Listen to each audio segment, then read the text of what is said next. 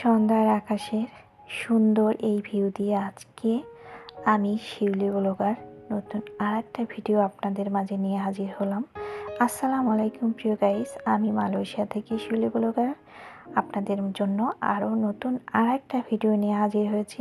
আজকে আপনাদের জন্য আপনার ভাইজান খুবই সুন্দর একটা রেসিপি এবং সিঙ্গারা রেসিপি রেখেছে। নিশ্চয়ই আপনারা দেখে নেবেন, খুবই ভালো লাগবে এবং অনেক টেস্টি এবং অনেক লোভনীয় স্বাদের এই সিঙ্গারা রেসিপিটা অবশ্যই আপনারা খুব মনোযোগ সহকারে দেখবেন, আশা করি ভালো লাগবে। তো চলুন কী কী উপকরণ লাগে সেটা আজকে এখন আমরা দেখে নেব। এখানে 1.5 কাপের মতো ময়দা নিয়েছে। এখানে খাবার সোডা খুব বেশি নেওয়া যাবে না বন্ধুরা, এখানে খাবার সোডা 1 থেকে 2 চিমটি নিয়েছে।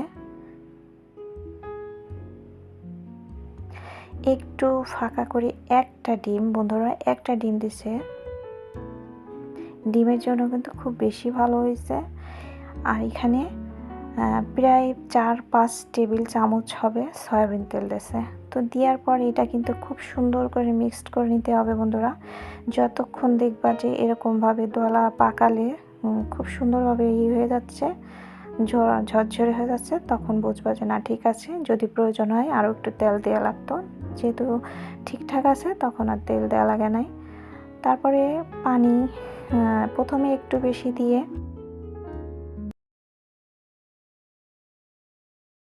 তারপরে দেখো সুন্দর করে মুথে নিতে হবে।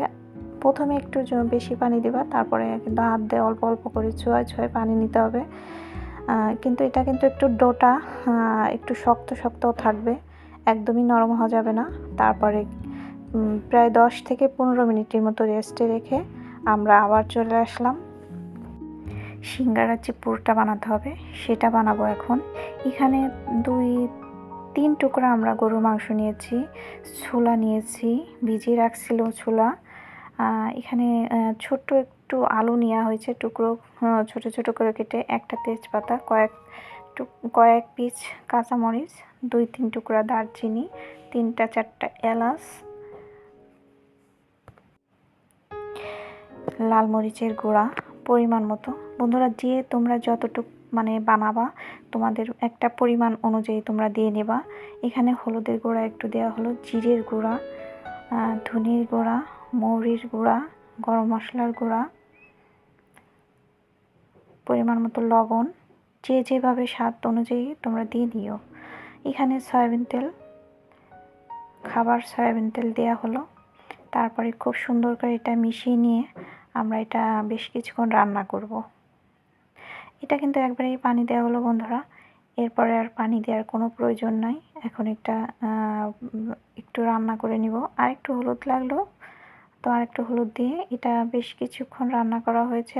যেহেতু ঢেকেই রান্না করা হয়েছে বন্ধুরা, তোমরা কিন্তু এইভাবেই রান্না করে নিতে পারো। আর যার যেরকম মুরগির গোশ বা গরুর গোশ যে যেভাবে দিতে পারো, মন চাইলে যার না আছে সে নাও দিতে পারো। তবে ছোলা আলু এগুলো লাগবে। আমরা অনেক সময় কী করি, ছোলাটা সিদ্ধ করে নিই। আমাদের দেশে কিন্তু এখানে এত সুন্দর ছোলাগুলো যে একদমই সিদ্ধ করা লাগেনি, কষিয়ে নেওয়া হলো রান্না করার মতো।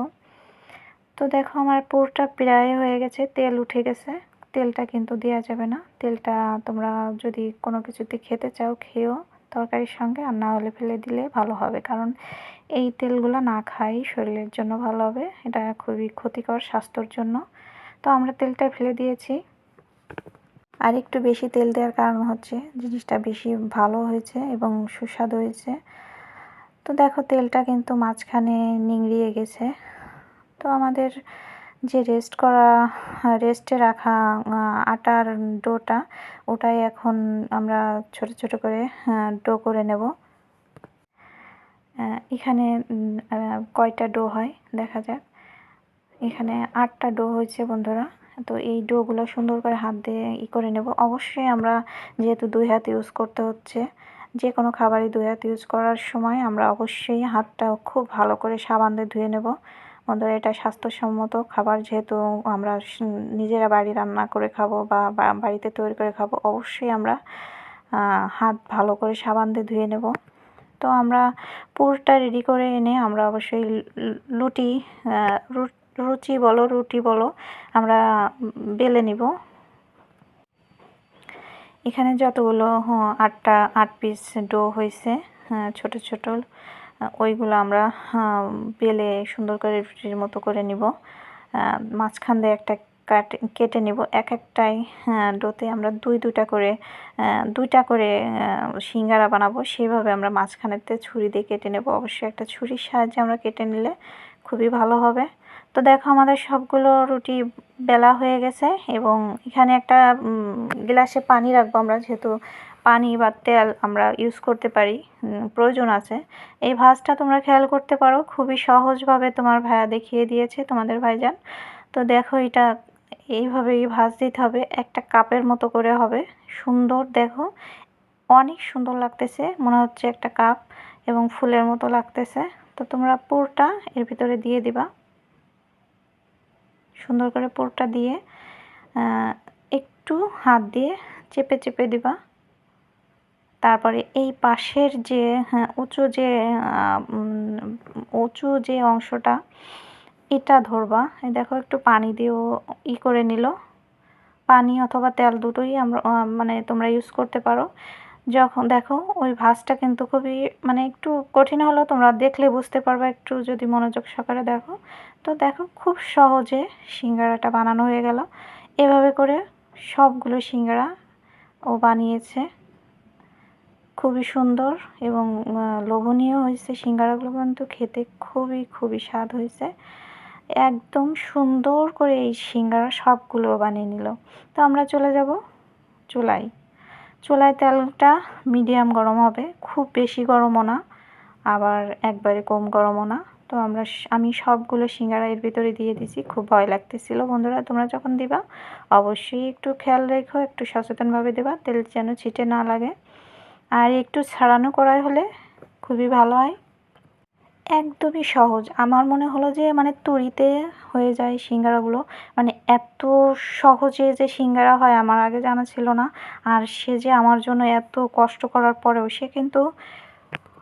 সে কিন্তু আমার চ্যানেলটা নিয়ে সে নিজেই এখন অনেক বেশি টেনশন করতেছে, অনেক বেশি আমাকে নিয়ে সাপোর্ট করতেছে যে আমি কিভাবে ইউটিউব চ্যানেলে ভিডিওগুলো দিব, কিভাবে কি করব।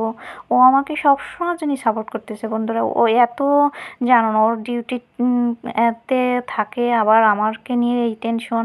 ও খুবই মানে আমি বলবো যে ওই এরকম মানুষ পাশে পাওয়া খুবই ভাগ্যর ব্যাপার।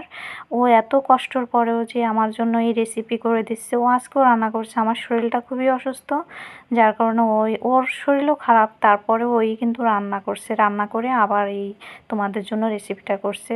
তো দেখো এই সিঙ্গাড়াটা প্রায় ভাজা শেষ। তো আমাদের কমপ্লিট। খুবই মানে এত সুন্দর মজা হয়েছে খেতে, আমি তোমাদের বলে একদমই বোঝাতে পারবো না। আর তোমরা অবশ্যই জানাবা বন্ধুরা কেমন হলো। তোমাদের যদি জানা থাকে যে না আপু কোনো ভুল ভ্রান্তি থাকে, অবশ্যই তোমরা জানাবা। আর যদি তোমাদের কাছে মনে হয় যে না খুবই মানে এর ভিতরে কোনো অসাধারণ কিছু আছে, অবশ্যই তোমরা কমেন্ট করে জানাইও। তোমার ভাইয়া খুবই কষ্ট করে এই রেসিপিগুলো আমাকে দিচ্ছে তৈরি করে। আমি কিন্তু তোমাদের জন্য আবার এটা ভিডিও করে পাঠাচ্ছি। অনেক অনেক কষ্ট করে ও ভিডিও তৈরি করে। ও নিজে কিন্তু ভিডিও করে, আমার জন্য এত চিন্তা করে। দেখো ভেঙে দেখালাম তোমাদের। খুবই মানে বাজারে দোকানের সিঙ্গারা এই সিঙ্গারার সামনে একদমই কিছু না, এত মজা এবং এত টেস্টি।